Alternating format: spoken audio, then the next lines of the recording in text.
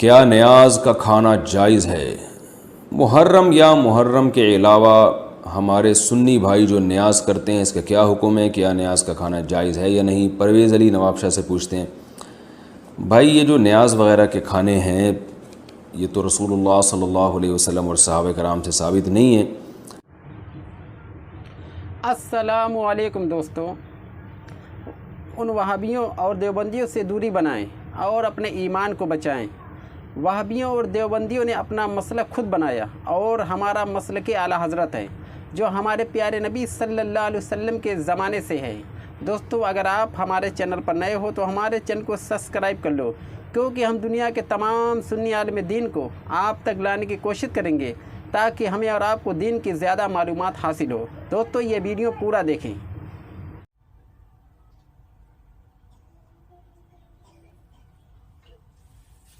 بلکہ لوگ تو شرک کو اتنا آسان بنا چکے کہ اگر کھانا سامنے رکھ کر فاتحہ پڑھ دے تو اس پہ بھی لوگ کہتے ہیں یہ بھی شرک ہے، حالانکہ اس کی اصل حدیث میں موجود ہے، مسلم شریف جلد اول میں موجود ہے، مشکات المصابیح میں موجود ہے۔ کیا ہے؟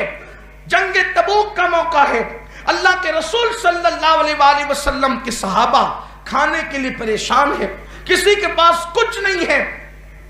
سیدنا فاروق اعظم رضی اللہ تعالیٰ بارگاہ رسالت میں آتے ہیں، عرض کرتے ہیں یا رسول اللہ صحابہ کھانے کے مسئلے کو لے کر پریشان ہے، آپ ایک کام کریں، جس کے پاس جو کھانا ہو وہ منگائیں اور اپنا ہاتھ رکھ کے برکت کی دعا کر دیں۔ اگر آپ دعا کر دیں گے تو کھانا سب کے لیے کافی ہو جائے گا۔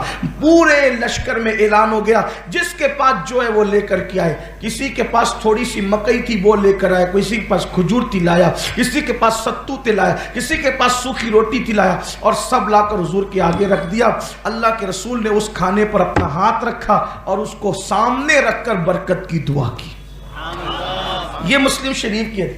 اصول کتب بعد کتاب اللہ، بخاری شریف کے بعد مسلم شریف کا درجہ ہے، اور بعض محدثین کے نزدیک تو بخاری سے بھی پہلے مسلم کا درجہ ہے۔ لیکن ہم اس اختلاف میں نہ جاتے ہوئے یہ کہ مسلم شریف کتنی معتبر کتاب مانی جاتی ہے مسلمانوں کے نزدیک، اس کی پہلی جلد میں یہ موجود ہے جنگ تبوک کے باب میں۔ اب آپ دیکھیں حضور علیہ الصلوۃ والتسلیم نے ہاتھ رکھا، دعا کی۔ اگر کھانا سامنے رکھ کر برکت کی دعا کرنا یہ معاذ اللہ شرک ہوتا تو یہ تیر کس پر جا کر لگ رہا ہے؟ یہ الزام کس پہ جا کے لگ رہا ہے؟ لوگ بولنے سے پہلے تولتے کیوں نہیں؟ اور پھر قوم کے جوانوں کا حال یہ ہے کہ جس کو جو بولتے سنا اور پھر اس کی بات طوطے کی طرح نقل کر دی۔ مسلمانوں یاد رکھو، ہم اہل سنت و جماعت کا مسلک 1450 سال پہلے کا مسلک ہے، اس لیے ہمارے پاس جتنی دلائل ہیں اتنے دلائل کسی مائی کے لال کے پاس نہیں ہو سکتے، کیونکہ 1857 کے بعد سے انگریزوں کی میز سے یہ مسلک نہیں ملا ہے، ہمیں صفا کے چبوترے سے یہ مسلک عطا کیا گیا ہے۔ اسی مسلک پر صدیق اکبر رہے، اسی مسلک پر فاروق اعظم رہے، اسی مسلک پہ عثمان غنی رہے، اسی مسلک پہ مولا علی رہے، سعد، سعید، طلحہ، زبیر، ابو عبیدہ ابن الجراح، ابو ذر غفاری، یہ سارے صحابہ اسی مسلک پر رہے۔ کربلا والا حسین بھی اسی مسلک کا لمبردار رہا، حسن مجتبی بھی اسی مسلک پر رہے، غوث اعظم بھی اسی مسلک پر رہے، غریب نواز بھی اسی مسلک پر رہے، بابا ملک ریحان بھی اسی مسلک پر رہے، نظام الدین محبوب الہی بھی اسی مسلک پر رہے، بابا قطب بھی اسی مسلک پر رہے، اور 14ویں صدی میں امام احمد رضا نے اسی مسلک کی ترجمانی کی ہے۔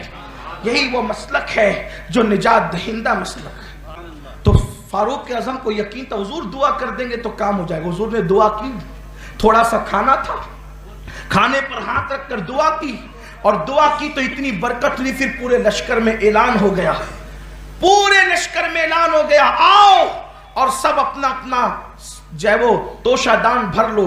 اب وہ خود ہی لائے تھے تھوڑا تھوڑا، ایک کھجور، تھوڑی سی ستو، تھوڑے سے اناج، تھوڑا سا یہ، تھوڑا سا وہ، تھوڑا سا وہ، تھوڑا سا وہ، لیکن رکھ کر کے گئے تھے۔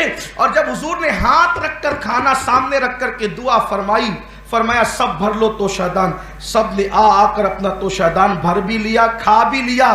فاروق اعظم کہتے ہیں وہ سب کے لیے کافی ہو گیا۔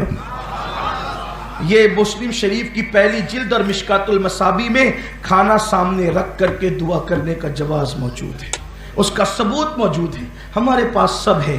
تو اور پھر عمر ابن خطاب کا یقین دیکھو، ہمارا تو حال یہ کہ جس نے جو کہہ دیا، حضور یہ نہیں جانتے، حقا نہیں جانتے، یہ جانتے، ہاں جانتے، یعنی جس کی محفل میں گئے اس کے رنگ میں رنگ گئے. یاد رکھنا، ارے وہ کون سی چیز ہے جو حضور نہیں جانتے؟